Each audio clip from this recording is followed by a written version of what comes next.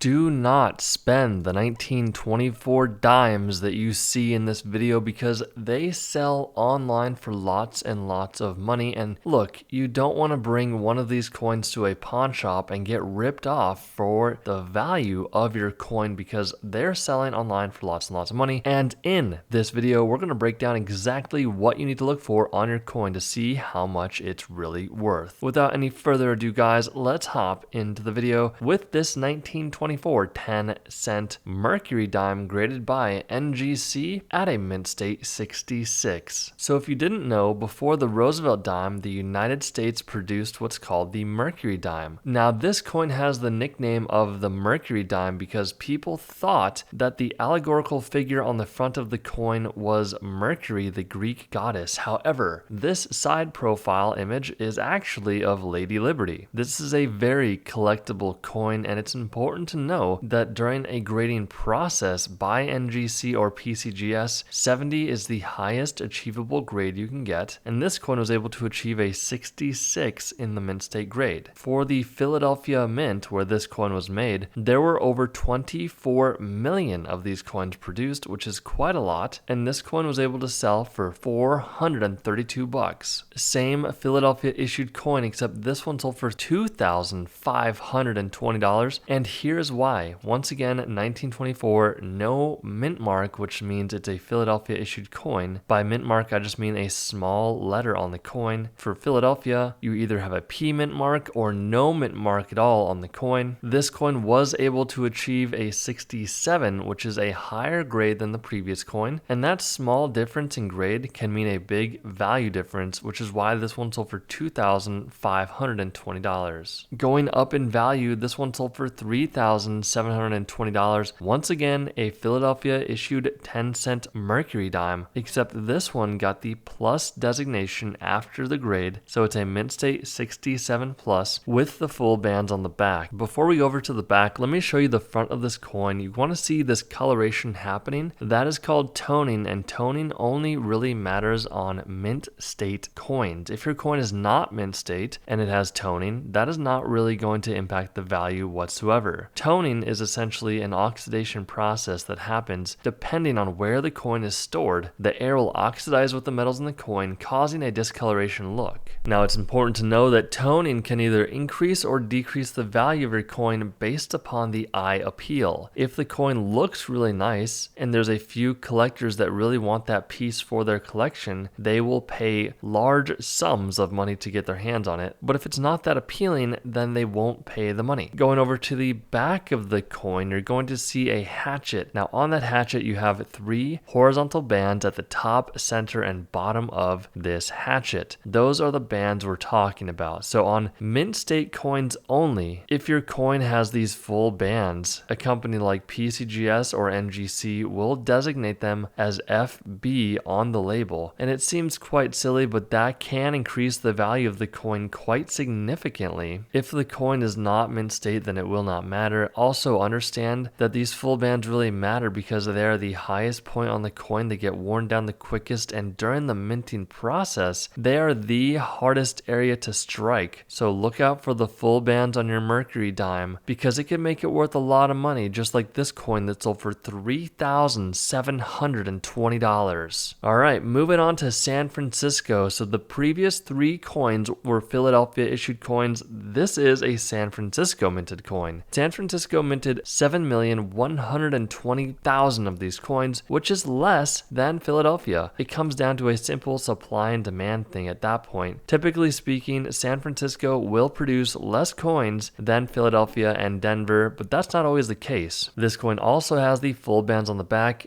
but it was graded at a mint state 62 by PCGS. That is still a mint state grade. However, 62 is most definitely on the lower side of the grading spectrum for the mint state grade. A lot of the time, if you get a middle of the road mint state grade, it's going to be about a 63 or a 64. If you get a 60, 61, or 62, that's considered a lower mint state grade and not as desirable. But even at a low 62 mint state grade, it still sold for $870. Same exact type of coin here. The only difference is it got a 63 and it sold for $1,260. That's a lot more money for one grade. grade. All right, moving on to the Denver Mint. So if you look at the back bottom left-hand side of the coin, you're going to see that small D mint mark standing for the Denver Mint. Now, Denver produced 6.8 million pieces of these coins, which is the lowest mint run for the 1928 series. Like I said, supply and demand. These coins weigh 2.49 grams and have a metal composition of 90% silver, 10% copper. This coin also got graded by PCGS at a mint state 66, and it sold for $2,160. Holy smokes, $12,000 for this coin. Same thing going on, except it's 1 point higher. Isn't it crazy going from a 66 to a 67? This coin sold for $12,000. So if you come across a mercury dime, we recommend getting it checked out by at least 3 different coin experts before you go ahead and sell the coin. Why? Because we've dealt with so many people that have gotten ripped off and scammed by bringing their coins to the wrong people. You want to make sure that you're maximizing the value of your coin and getting your real money's worth. Here's the thing. There's so many times that a coin shop or a pawn shop will offer you only maybe $1,000, and then they'll go ahead and flip it for $12,000 like this. Now understand that these coin shops need to make some money, right? They have overhead costs, they have employees to pay, they have their own families that they need to take care of, but that is just a complete ripoff. You know, you should leave on the table anywhere from 10 to 20, 25% at most value difference. So selling to a dealer or a coin shop is going to be the quickest way to sell your coins. If you want to learn more about maximizing the value of your coins, how to grade your coins, we have a completely free coin and currency ebook down below. Make sure you click on that link to get that free coin ebook, and we will see you in the next video.